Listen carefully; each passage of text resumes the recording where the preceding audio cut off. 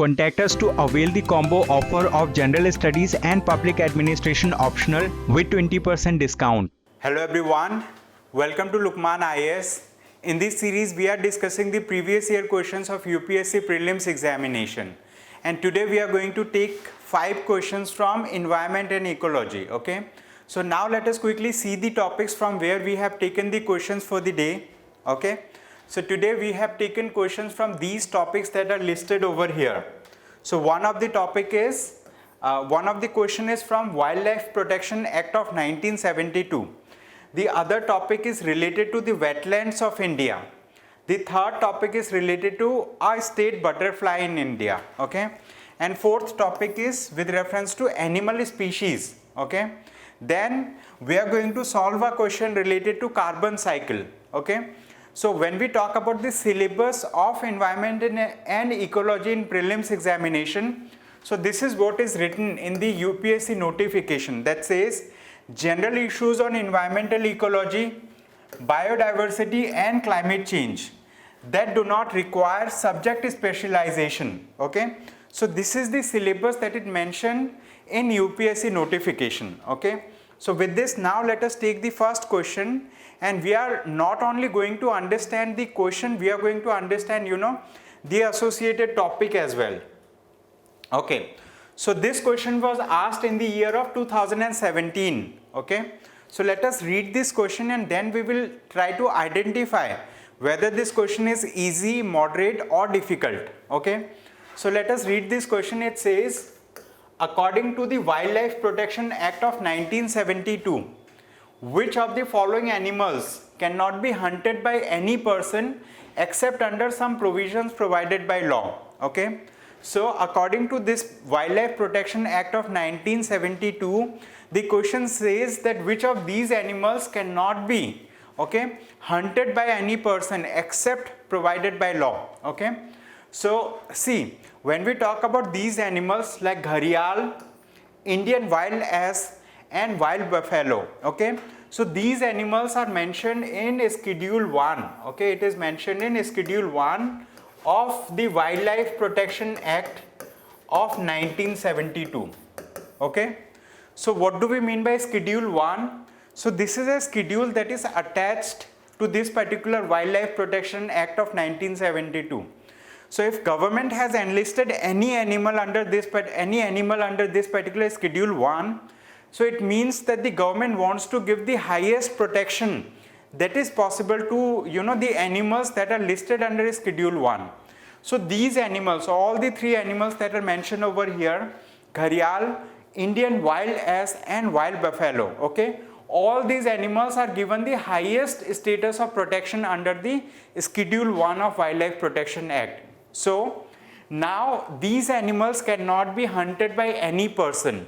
If any person tries to hunt these animals or hunts these animals, then he will be charged with the punishment, okay, that is mentioned under this particular act. Now apart from this, but like there is some procedure. So under that legal procedure, the wildlife warden, okay, or like the official who is in charge with the protection of the wildlife, if he is assured that a particular animal is so diseased, like animal is so so unwell that this animal is not not near to getting healthy, so in that case he may allow that animal to be to be hunted.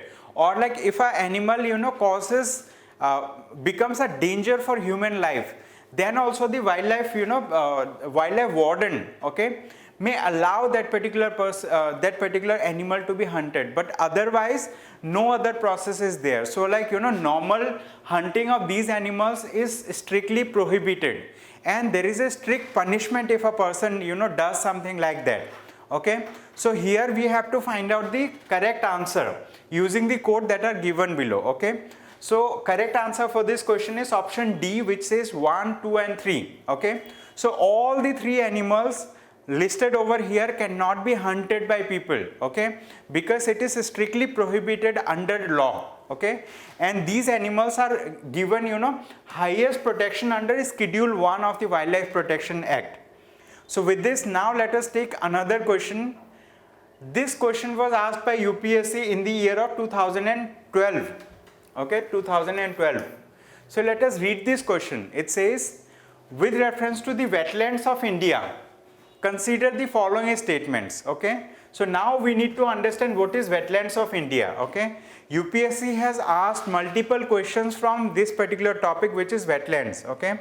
You might have heard about Ramsar Convention also, okay. So Ramsar Convention talks about, you know, wetlands of international importance. So there has been multiple questions from the same theme, which is wetlands, okay. So this question is specifically talking about the wetlands of India, okay, those wetlands that are in India. So now we need to understand what do we mean by wetlands. Wetland means an area, okay, which is wet. Wet means like this particular area is, you know, under some level of water. Let's consider it is under some level of water. The water may be stagnant, means like a lake can be considered as a wetland. The water may be running also, okay, so the water may be naturally running also. Running means like flowing water, okay. Let's consider there is a system where we have a flowing water, like river. So that can also be, you know, that is also recognized as a wetland, okay, that is also recognized as a wetland. So wetland may be inland and wetland may be coastal. For example, if we talk about India, okay, this is the lower portion of India. This is the lower portion of India. So if we talk about, you know, the state of Gujarat, okay. So if we talk about the state of Gujarat over here, so like, you know, there are wetlands, for example, like we have, you know, wetland nearby this particular area, which is, you know, the West Bengal region. So these wetlands, okay, which is in the coastal region, they are known as coastal wetlands, okay, they are known as coastal wetlands,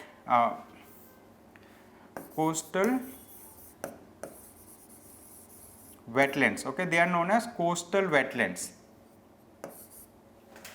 And those wetlands that are inland means like inside this particular, you know, land territory, if there is a wetland, that will be known as inland wetland, okay, it will be known as inland wetland, okay.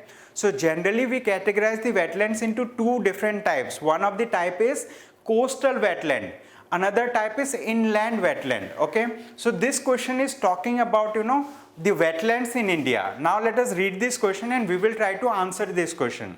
If I have to read this question, this is a very easy question, provided that you keep on reading, you know, the reports and indices that are published by the government through its various, you know, initiatives.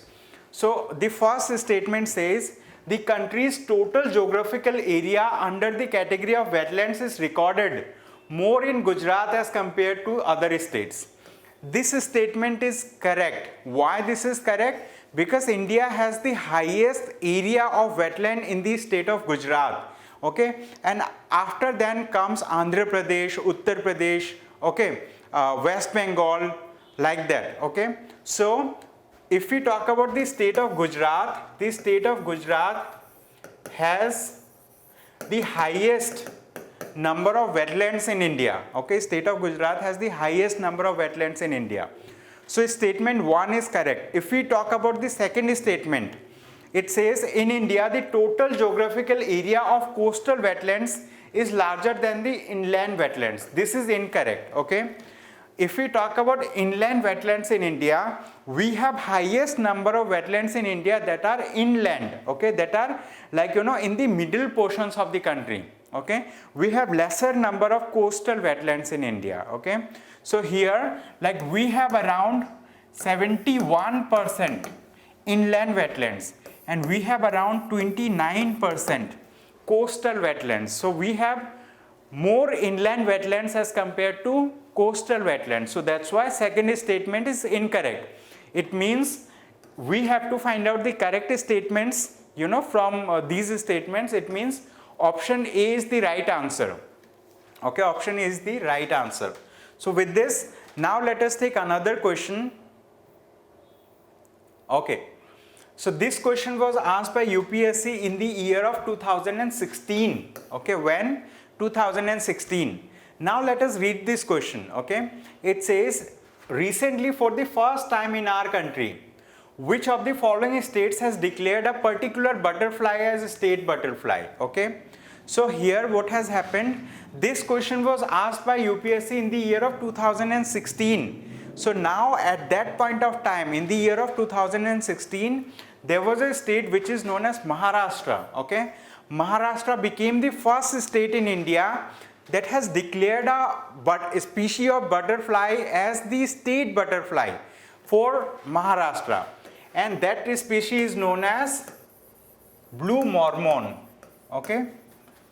This is the name of the butterfly, okay? This is the name of the butterfly that was recognized by the state of Maharashtra as the, state butterfly, okay? And after then, now we are in 2021, it has been 5 years since then.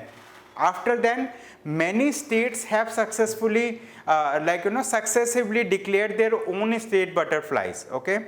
But the trend was set, okay? Trend was started by Maharashtra, okay? So this is the thing here, like we need to understand, okay, that blue mormon became the first butterfly to be recognized as a state butterfly in India. That's why option D is correct, okay, which is Maharashtra, okay? This is a very easy question. If you follow current affairs, if you read newspapers, you will be able to answer this question, okay? It is a very easy question. With this, now let us move to the next question for the day. Okay, so this question was asked by UPSC in the year of 2019, okay, very recently, okay, it was asked very recently by UPSC. Now let us read this question. It seems very difficult, but it's not that difficult. You can answer this question, okay? So it says, consider the following statements. Statement 1, Asiatic lion is naturally found in India only, okay? This statement is right, okay? If we talk about the current scenario, this is the right statement. Second statement says double-humped camel, okay?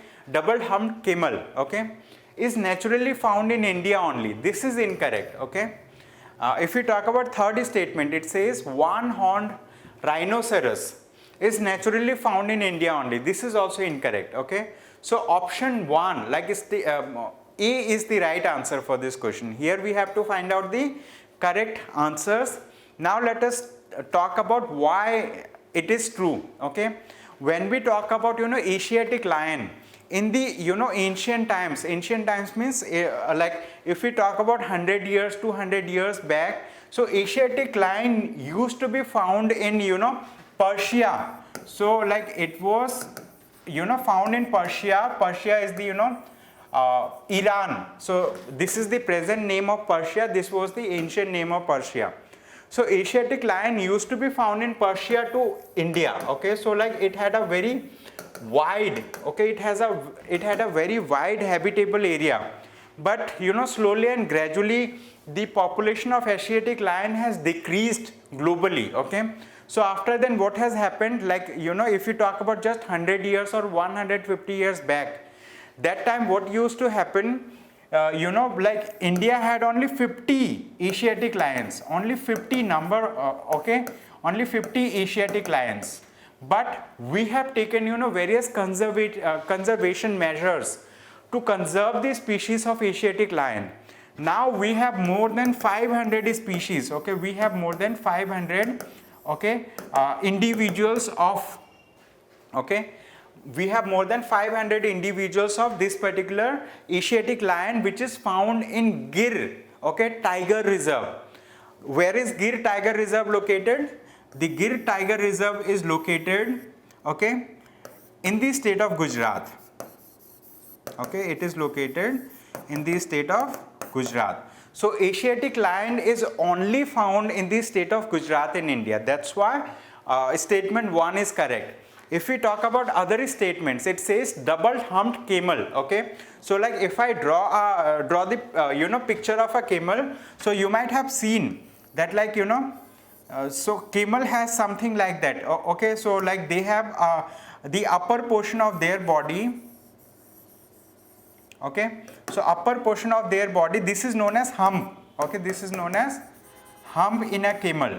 So like we find double humped camel in India also, but primarily it is found in Gobi Desert. Okay, it is primarily found in Gobi Desert, which is not located in India. So that's why statement 2 is incorrect. If we talk about third statement, it says one horned rhinoceros. Okay, in India the highest population of rhinoceros is found in the state of Assam, that too in the Kaziranga National Park. Okay, where we find highest number in the Kaziranga National Park. And where is Kaziranga National Park located? It is located in the state of Assam in India. Okay, it is located in the state of Assam in India. But along with India, it is also found in the in Nepal. In the southern portion of Nepal, one horned rhinoceros is also found. So that's why this statement is incorrect, which says it is found only in India. Okay, it is not found only in India. Okay, so with this, option A is the right answer. This is, I would say, like this is a moderate to difficult level question. It is not that easy. If you factually know the details, you will be able to answer. If you don't know, you will find it difficult to answer such questions. Okay, so with this, now let us take another question. It says consider the following. Okay, they have given few options. It says photosynthesis, respiration, decay of organic matter, and volcanic action. Which of the above add carbon dioxide to the carbon cycle on Earth? Okay, so these are the processes that are mentioned. These are biological processes. I would say these are biological processes, not in a strict sense, like in general sense this can be considered as biological processes. Okay, now they are asking which of these biological processes add carbon dioxide in the atmosphere. Okay, so here now we need to understand when photosynthesis happens. Okay, when photosynthesis happen, what plants do?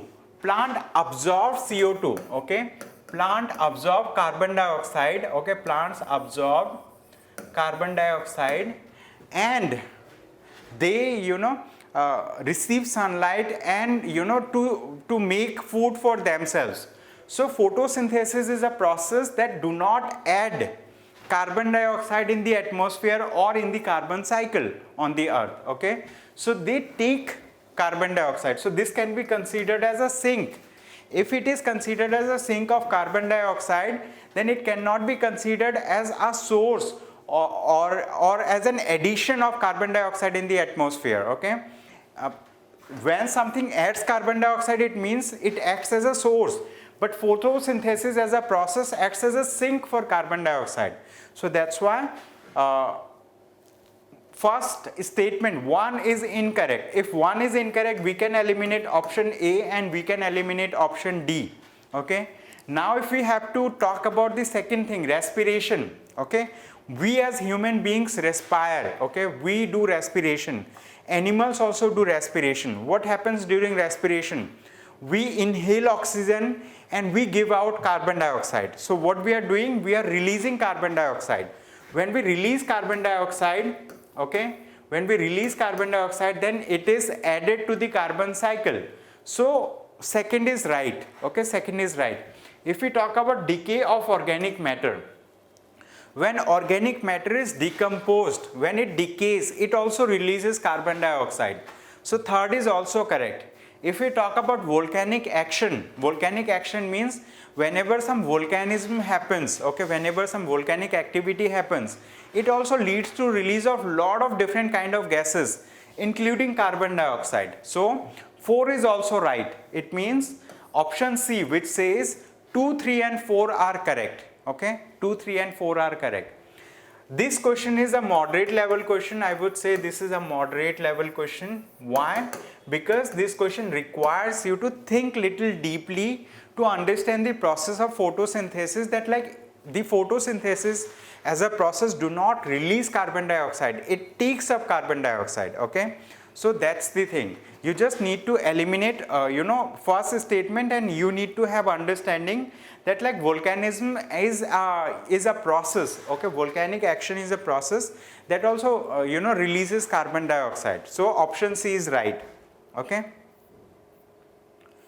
So with this, we have discussed all the questions for the day. Thank you so much everyone for attending this session. I hope you have a great day ahead. Contact us to avail the combo offer of General Studies and Public Administration optional with 20% discount.